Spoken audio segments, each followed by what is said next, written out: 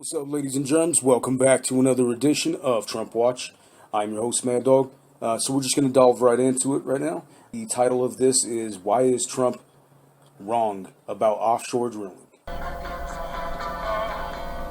Before a president auctions off U.S. coastlines to oil companies, he has to ask state governors, Congress, local businesses, and you. Me too. Here's how Trump is ignoring that process and how it's endangering coastal countries. In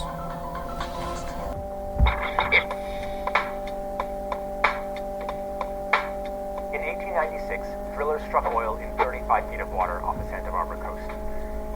It kicked off more than a century of arguing about the oil and gas buried in the continental shelf.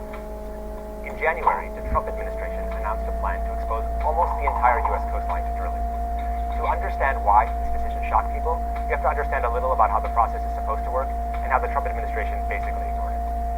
In the late 1970s, the Interior Department divided the coast into 26 segments. Since then, every few years, the department is supposed to examine whether it makes sense to allow drilling in each of these areas. Let's take this one. Drilling would threaten Atlantic coastal communities, which rely on fishing and tourism, so most administrations have taken this out. Alaska's Bristol Bay hosts the world's greatest salmon fishery, so this one usually comes out too. So after each round of decisions, the administration is required to seek feedback from other parts of the federal government, state officials, and the public. Maybe the military asks to eliminate portions of this block because oil exploration would interfere with naval activities.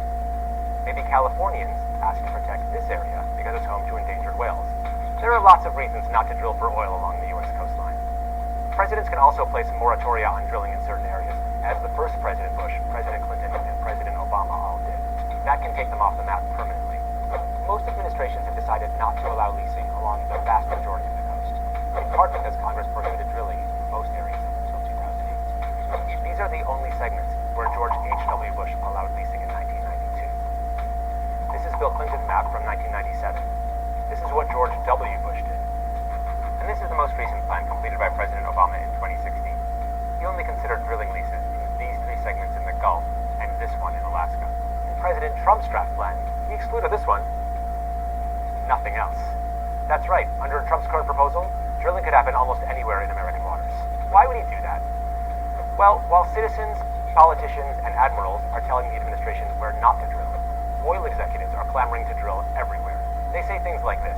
The industry's reliance on advanced state-of-the-art technology ensures that we can safely and responsibly develop the vast oil and gas resources off our coast.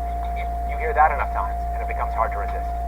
Here's President Obama, one of the most environmentally friendly presidents in modern American history, on April 2nd, 2010.